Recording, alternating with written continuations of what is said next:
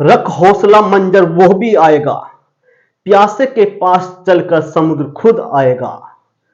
थक कर ना बैठ ए मंजिल के मुसाफिर, मंजिल भी मिलेगी और उसे जीने का मजा भी आएगा। मैं योगेश एक बार फिर से आप सभी दोस्तों का आपके अपने YouTube channel target with Yogesh पर हार्दिक स्वागत करता हूं। देखिए दोस्तों, चैप्टर 2 सदिश और अदिश हमारी 2 क्लास हुई और 2 क्लास में आपको बेहतरीन कंसेप्ट या बेहतरीन चीज आपको दी, जो कि बहुत ज्यादा महत्वपूर्ण भी है। और आज इस क्लास में खास क्यों है, क्योंकि आज न्यूमेरिकल क्वेश्चन आपको मैं करवाने वाला हूं। देखिए, क्लास शुरू करने से पहले मैं आप लोगों को बता दूं कि 4 से 5 टाइप के आपके न्यूमेरिकल क्वेश्चन रहने वाले हैं। प्रत्येक क्वेश्चन बहुत ज्यादा इंपॉर्टेंट है, या तो आपको क्वेश्चन प्रीवियस ईयर में पूछा गया है, ग्रुप डी में, एनटीपीसी में, टेक्नीशियन या एलपी में, जे में, यानी आपको क्वेश्चन किसी न किसी बोर्ड में आया गया है। ठीक है, तो स्टार्ट करते हैं उन सभी क्वेश्चन को एक शानदार तरीके से और एक शानदार जोश के साथ। यदि आप हमारे YouTube चैनल पर पहली बार है तो चैनल को सब्सक्राइब कर लेना, और वीडियो अच्छी लगे तो वीडियो को लाइक जरूर करके देना। अभी नहीं, वीडियो देखने के बाद वीडियो को पूरी देखना। ठीक है, ठीक है भाई। चलिए, यहां से पहला क्वेश्चन आपके सामने है, न्यूमेरिकल क्वेश्चन। आप कहोगे सर ये हमारी अदिश और सदिश की कुछ क्लास थी। चैप्टर नंबर 2 हम पढ़ रहे हैं, जिस जो है सदिश और आपका अदिश, ये हमने पढ़ा था। जिसमें दिशा और परिमाण होते हैं वो सदिश होते हैं, जिसमें दिशा नहीं होती केवल परिमाण होता है वो अदिश होते हैं। कुल हमने नियम पढ़े थे, उन फॉर्मूले पर क्वेश्चन हम करने वाले। तो चलिए स्टार्ट करते हैं क्वेश्चन को। यदि आप हमारे ग्रुप डी, एनटीपीसी या एएलपी या टेक्नीशियन या एसएससी जे में भी क्वेश्चन पूछे गए हैं, आप इनकी तैयारी कर रहे हैं तो इन क्वेश्चन को आप अच्छी तरह से कर सकते हो। ग्रुप डी की भर्ती बहुत जल्द आने वाली है, जो आपको क्वेश्चन कर लेने चाहिए।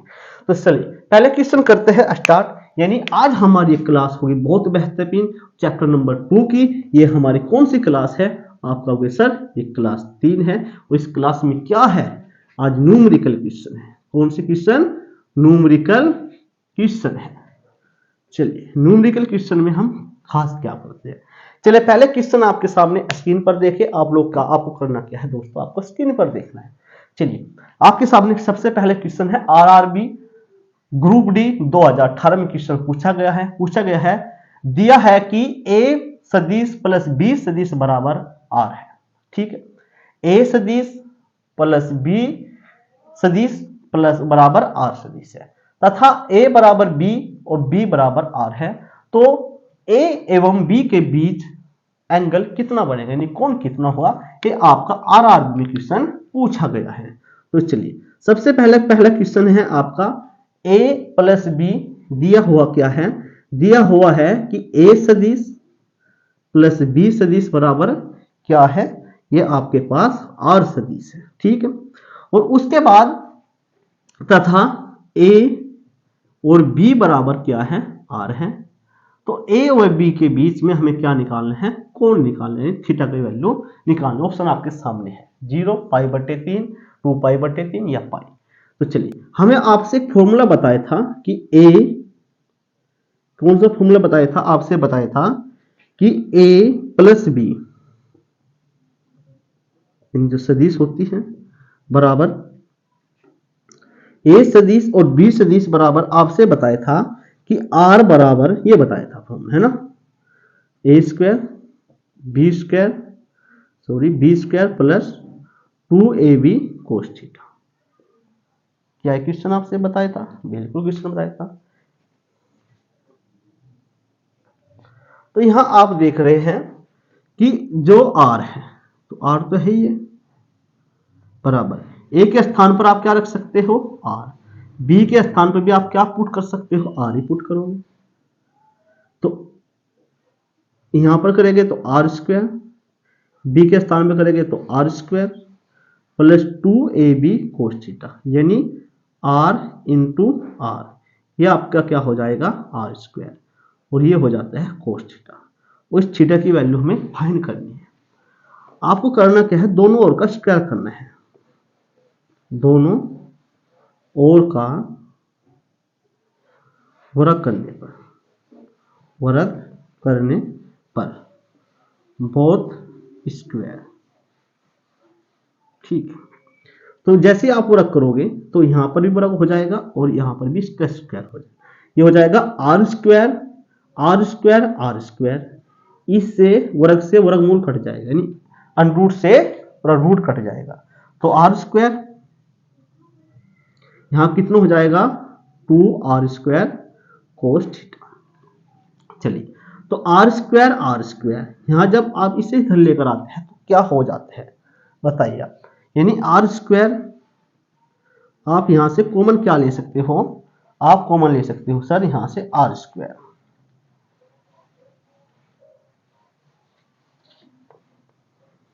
1 + 2 कोस थीटा आर स्क्वायर से आर स्क्वायर कैंसिल जाता है 1, तो यहां कितना बच जाता है 1 1 + 2 कोस थीटा,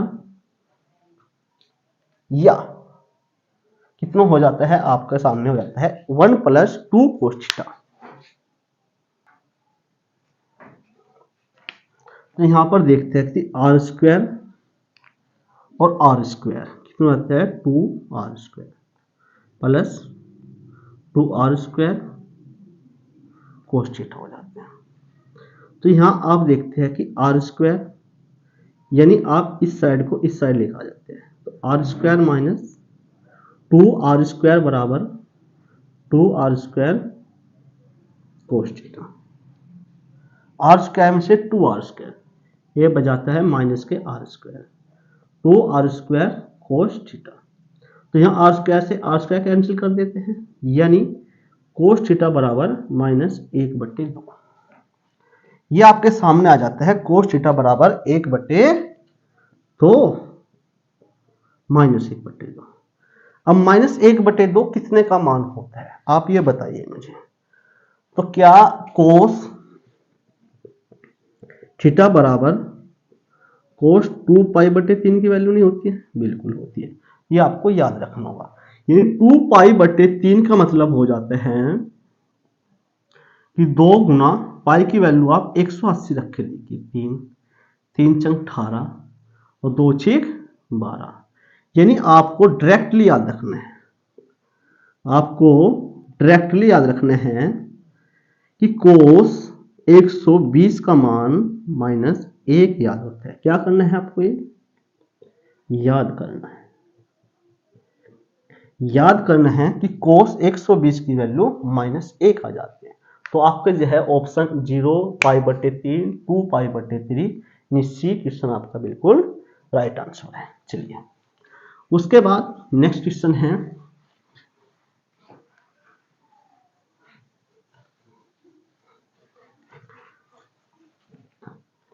है हमारे पास कि क्वेश्चन नंबर 2, a सदिश बराबर 3i + 4j का क्या निकालना है, परिमाण निकालना है। क्या निकालना है भाई, परिमाण निकालना है। ये है भी RRB ग्रुप डी 2018 में क्वेश्चन पूछा गया है।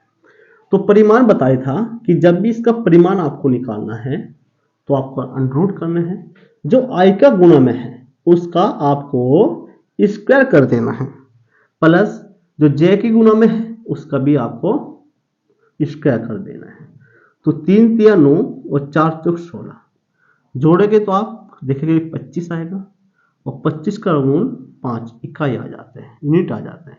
ये आपके जो दूसरा क्वेश्चन है उसका आंसर 5 यूनिट है।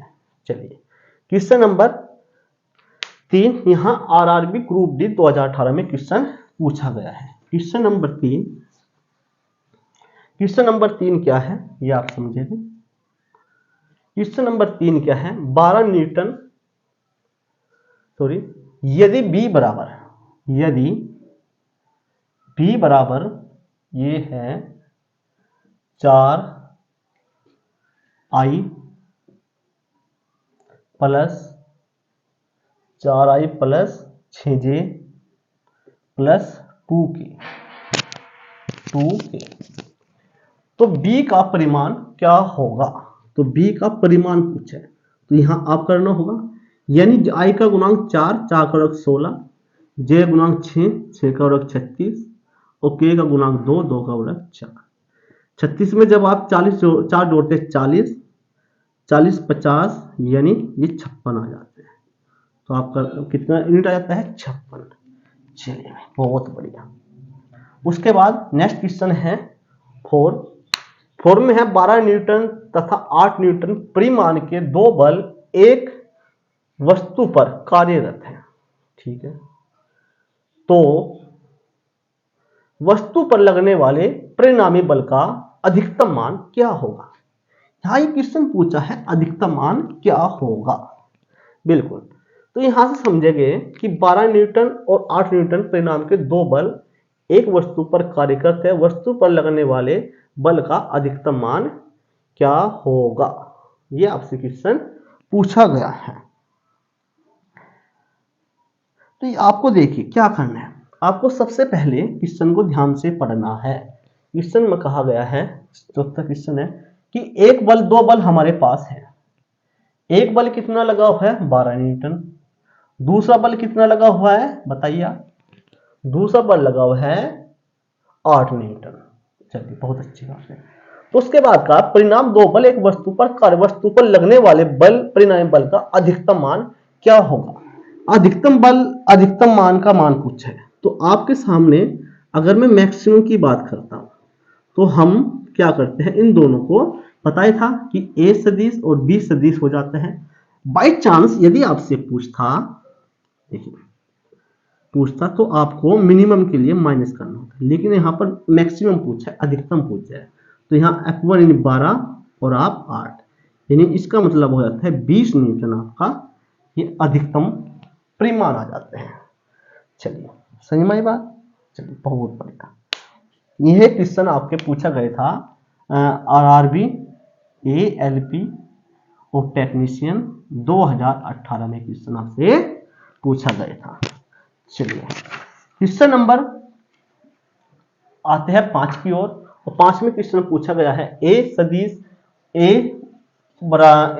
बराबर 3i plus 8j plus 5k। आप इस क्वेश्चन को अपना आप ही कर सकते हैं। क्वेश्चन नंबर 6 है। क्वेश्चन नंबर 6 में क्या कहा गया है? सदिश यहां दी गया है कि सदिश 3i प्लस 4k, और क्वेश्चन पूछा क्या, ध्यान से समझिए, y अक्ष पर प्रक्षेप्य होगा।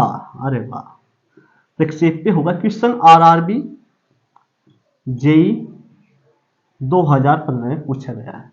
तो यहां पर यदि मुझे आपसे बताया था जो i की गुना में होता है, i का गुणांक x अक्ष पर होता है, या ऐसा बोल सकते हैं x अक्ष पर तो i का गुणांक होता है यानी 3, और y अक्ष पर किसका गुणांक होता है? j का गुणांक होता है। लेकिन j तो यहां पर है ही नहीं भाई। j क्या आपको दिखाई दे रहा है? आप कहोगे जी नहीं, j तो है नहीं। इसका मतलब कितना जाता है? y अक्ष पर प्रक्षेप्य 0 हो जाता है। आपका आंसर क्या होगा? 0। देखिए RRB JEE में पूछा गया है। चलिए भाई, उसके बाद छठा क्वेश्चन होगा सदिश 3i प्लस 4k। इस करवा देना। 7वां क्वेश्चन है। 7वां है जब एक बल पर प्रयोग किया जाता है बल का परिमाण क्या होगा? ये भी आप क्वेश्चन को आसानी से कर सकते हैं। 2 का वर्ग करोगे 4 और 3 का वर्ग करोगे 9, 2 दूनी 4 और 3 तिया 9, 2 दूनी 4, 3 तिया 9 और 6 छह 36 आ जाती है। ठीक है, तो इसका मतलब है ये 9 और 4 13, ये आ जाते हैं 49। इसका रूम निकालें आप 7, इसका आंसर आ जाता है। चलिए 7 मात्रा। लास्ट क्वेश्चन है, 8वां क्वेश्चन है। 8वें क्वेश्चन में कहा गया दो सदिश। देखिए 8वां क्वेश्चन क्या है। तो भाई वीडियो अगर आपको अच्छी लग रही तो वीडियो को लाइक कर देना यार। इस चैनल पर पहली बार चैनल को सब्सक्राइब जरूर करना। ठीक है, दो सदिश 4i प्लस 7j तथा दूसरी है आपके पास 2i प्लस 3j जोड़े जाते हैं। अरे जोड़े जाते हैं। इन सदिशों के योग का परिमाण, इन सदिशों के योग का परिमाण पूछा है ना क्वेश्चन में। सदिशों के योग यानी सदिशों को सबसे पहले आपको जोड़ना होगा। चलिए 4i और 2i तो कितने हो जाते हैं? आप कहोगे सर अगर इसको ए सदिश मानता हूं और इसको मैं बी सदिश मानता हूं, तो जब इनको हम जोड़ते हैं क्वेश्चन के अकॉर्डिंग, अकॉर्डिंग टू क्वेश्चन, तो 4i और 2i 6i और 7j और 3j, यानी आपके सामने हो जाता है 10j। चलिए अब योग का सदिशों के योग का परिमाण, इनका परिमाण निकालना है।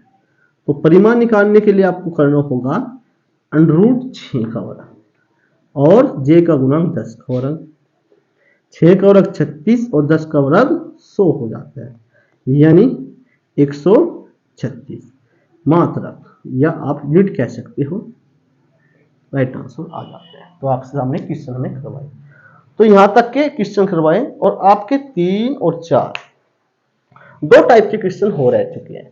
तो कल की क्लास में करेंगे, कल की क्लास में हम 2 टाइप के क्वेश्चन और बच चुके हैं, उन क्वेश्चन को हम कल की क्लास में कर रहे होंगे। ठीक है, तो वीडियो आप अच्छी लगी तो वीडियो को शेयर जरूर कर देना, आपके किसी भाई के काम आ जाएगा। और एक बार फिर से बोलता हूं भाई, सब्सक्राइब जरूर करना। कल की क्लास में भी इससे बेहतरीन बेहतरीन क्वेश्चन करेंगे, और 2 ही टाइप आपके बच्चे हैं, बहुत इंपॉर्टेंट टाइप है, ये क्वेश्चन पूछे जाते हैं एग्जाम में। और भाई आपके ग्रुप डी एनटीपीसी की तो भर्ती आने वाली है, तो आपकी तैयारी के लिए हम करेंगे। तो चलिए मिलते हैं कल के एक नेक्स्ट वीडियो में जो शानदार जोश के साथ, और तब तक आप खुश और मस्त रहिए। वीडियो अच्छी लगी तो लाइक शेयर और सब्सक्राइब जरूर कर देना। धन्यवाद, नमस्कार।